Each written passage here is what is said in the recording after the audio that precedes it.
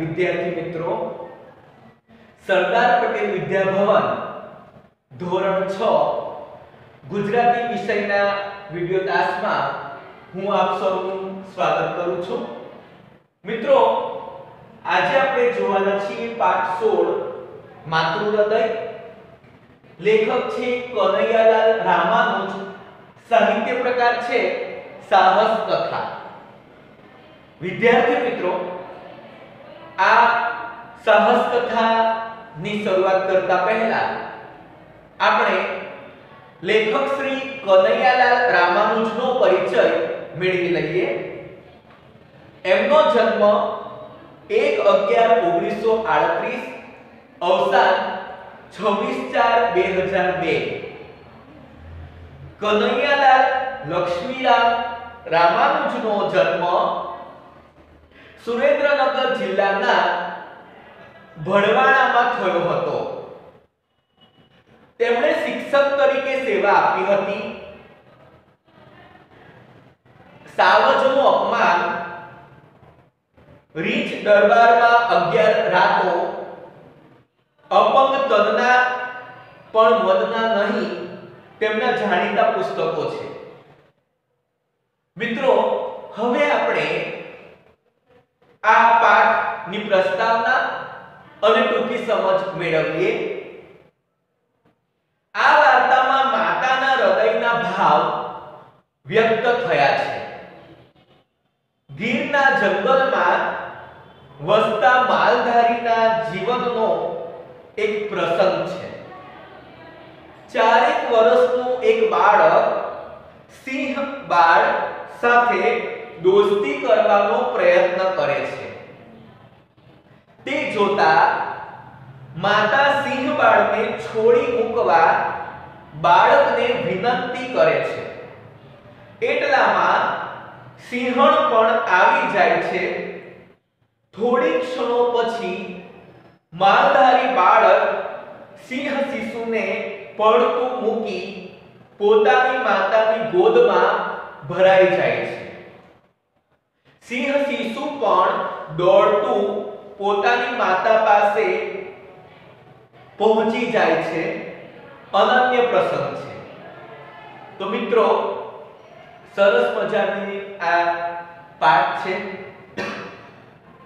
ગુજરાતીની ચોપડી તમે સાથે રાખો, જેથી પાઠને સમજવામાં સરળતા રહેશે અને સાથે સાથે તમે એક પાકી નોટ પણ ગુજરાતીની સાથે રાખો, જેથી બોર્ડ પર જે હું શબ્દાર્થ લખું એ તમે મારી સાથે સાથે નોટમાં લખતા રહો। હવે આપણે પાઠ જોઈશું। કો અવધૂત સો ગિરનાર બેઠો છે। કો અવધૂત સો ગિરનાર બેઠો છે। અવધૂત, અવધૂત, અવધૂત એટલે કોઈ વૈરાગી સાધુ જેવો। કોઈ અવધૂત સો ગિરનાર બેઠો છે। એની જટા જેમ પ્રદેશના પશ્ચિમી જંગલોને લોકોએ નામ આપ્યું છે ગીર। ગિરનાર કોઈ અવધૂતની જેમ બેઠો છે। એની જટાની જેમ પ્રદેશના પશ્ચિમી જંગલોને લોકોએ નામ આપ્યું છે ગીર। સદીઓ જૂના, સદીઓ જૂના એટલે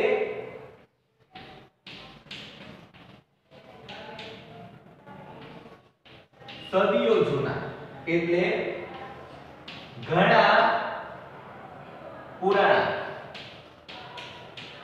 ઘણા પુરાણા આ પ્રદેશમાં વસતી માલધારી કોમના અત્યારે 129 જેટલા નેસડા છે। કોમ એટલે શું? કોમ એટલે એક જ નામથી ઓળખાતો લોક સમૂહ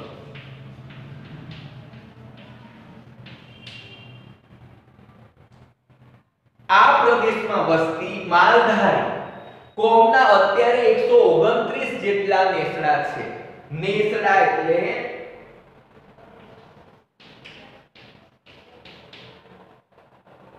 એટલે જંગલમાં વસતા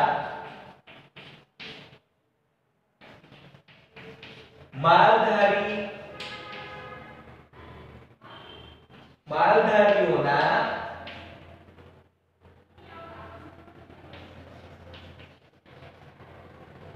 ઘાસપાલાના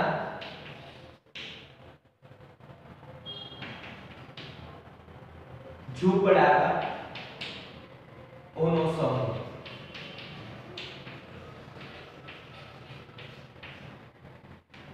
એને નેસડા કહેવાય. હંમેશને માટે તેમને કાળના મુખમાં રહેવાનું છતાં પણ જાણ્યો કે અજાણ્યો ડર ન મળે. હંમેશને માટે તેમને કાળ એટલે અહીં મોત, એટલે અહીં મોતના મુખમાં રહેવાનું. હંમેશને માટે એમને કાળના મુખમાં રહેવાનું, તેમ છતાં એમને કોઈ જાતનો ડર નહીં. સાવજના ઘૂઘવાટા ને દીપડાની લુચ્ચાઈ સાથે તેમણે આ જીવન ઝઝૂમવું પડે છે. સાવજ એટલે સિંહ, સાવજ એટલે સિંહ, અને ઘૂઘવાટા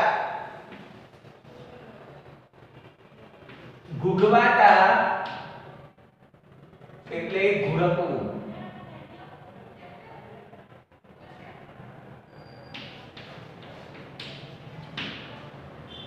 એમને સાવજના ઘૂઘવાટા ને દીપડાની લુચ્ચાઈ સાથે આ જીવન ઝઝૂમવું પડે છે. આ જીવન એટલે જીવનભર ઝઝૂમવું પડે. ઝઝૂમવું એટલે સામનો કરવો.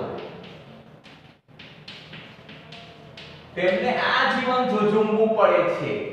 ક્યારે શું બને તે કહેવું મુશ્કેલ ગણાય. ક્યારે શું થઈ જાય એ કહી શકાય નહીં. આવા બહાદુર માલધારીઓના જીવનની અનેક વાતો છે. તો આવા બહાદુર માલધારીઓના જીવનની તો અનેક વાતો છે. કરમના દાધિયા નામનો સાતેક ઝૂંપડાનો એક નેસ. તો કરમના દાધિયા નામનો સાતેક ઝૂંપડાનો એક નેસ છે. આયર એટલે આહિર જાતિ.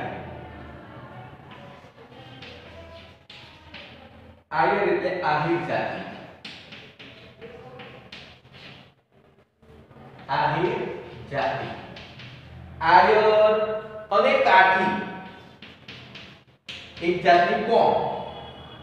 કાઠી એટલે કોમ. કોમના માલધારીઓ કુટુંબની જેમ રહે. આહિર અને કાઠી કોમના લોકો કુટુંબની જેમ રહે. પ્રાગટ ફૂટે. પ્રાગટ એટલે સવાર થવું. પ્રાગટ ફૂટવું. પ્રાગટ ફૂટવું એટલે સવાર થવું. સવાર થાય એટલે માલધારીઓ ભેહું અને બીજા માલને લઈ ચરાવવાને ઉપડી જાય. સવાર થાય એટલે માલધારીઓ ભેંસ અને બીજા બધા ઢોરને લઈને નીકળી પડે. સ્ત્રી વર્ગ ઘરે રહે. સ્ત્રીઓ એટલે બહેનો ઘરે રહે. 500 ભેહુના મેળવે દૂધના કહીને વલોપા એ નાજુક પણ મજબૂત હાથો કામે લાગી જાય. 500 ભેહુના મેળવેલ દૂધના 500 જેટલી ભેંસો એનો ભેગા કરેલા દૂધ એનું મેળવેલ દહીંને એ નાજુક પણ મજબૂત કામ હાથે લાગી જાય. સાંજ પડીએ ખૂડતું બળતણ વીણવા ગીરમાં નીકળી પડે.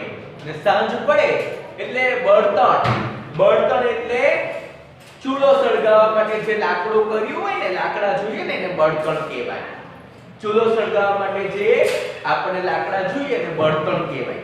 સાંજ પડે એટલે આ બધી સ્ત્રીઓ ખૂટતું બળતણ લેવા માટે નીકળી પડે. કોઈ શહેરી સ્ત્રી શોપિંગ સેન્ટર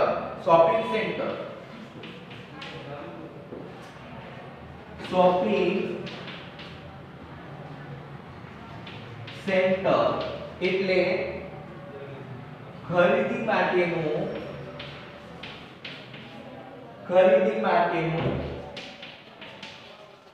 બજાર. કોઈ શહેરી સ્ત્રી શોપિંગ સેન્ટર એટલે ખરીદી માટેનું બજાર પર ખરીદી કરવા નીકળે તેમ. કોઈ શહેરની સ્ત્રી શોપિંગ સેન્ટરમાં ખરીદી કરવા નીકળે તેમ સાંજ પડે એટલે આ બધા નેસની જે બધી બાયુ છે, નેસની જે બધી સ્ત્રીઓ છે એ સાંજ પડે એટલે ખૂટતું બળતણ લેવા માટે નીકળી પડે. આવી આધેડ ઉંમરની આધેડ એટલે પ્રૌઢ વયની. આવી આધેડ ઉંમરની એટલે આવી પ્રૌઢ વયની એક બાઈ એક સાંજે કરગઠિયા વીણવા નીકળી. કરગઠિયા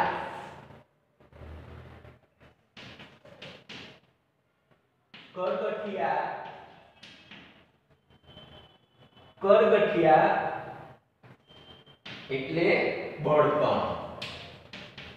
આવી આધેડ ઉંમરની એક બાઈ સાંજે બળતણ વીણવા માટે નીકળી. હારે એટલે સાથે. સાથે ચારેક વરહનું બાળક.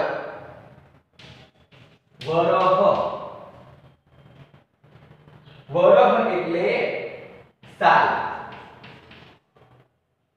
હારે ચારેક વર્ષનું બાળક, એમની સાથે ચારેક વર્ષનું એક બાળક એ બાઈ સાથે. માતા તો સૂકા લાકડા વીણતી આગળ નીકળી ગઈ. હવે માતા પેલા લાકડા વણવા ગઈ. ચારેક વર્ષનું બાળક એની સાથે, કે માતા તો સૂકા લાકડા વીણતી આગળ નીકળી ગઈ. પેલું બાળક ધીમું ફૂલડા ચૂંટતું માની પાછળ અને જે પેલું બાળક હતું માતાનું બાળક એ ધીમે ફૂલડા ચૂંટતું એ માતાની પાછળ જતું હતું. એટલામાં એની નજર સામેની ભેખડના પથ્થર પર પડી. એમાં એની નજર સામેની ભેખડના પથ્થર ઉપર પડી. ત્યાં કંઈક ગલુડિયા જેવું ઊં કરતું હલતું હતું. પેલા બાળકની નજર સામે કંઈક ભેખડ ઉપર પડી તો એને જોયું તો ક્યાંક ગલુડિયા જેવું નાનું બચ્ચું ઊં કરતું હતું. બાળકને રસ પડી ગયો. તે પાછળની બાજુથી ભેખડ પર ચડી પેલા માંસના લોચા જેવા નવજાત શિશુને જોવા લાગ્યું. એ પાછળથી ચડ્યો અને તાજું જન્મેલું નવજાત એટલે તરત જન્મેલું બાળક, તરત જન્મેલું પેલું શિશુ એને પેલું બાળક જોવા લાગ્યું. બચ્ચું તેના નાના પગ વડે ભેખડ ઉતરવા કોશિશ કરતું હતું.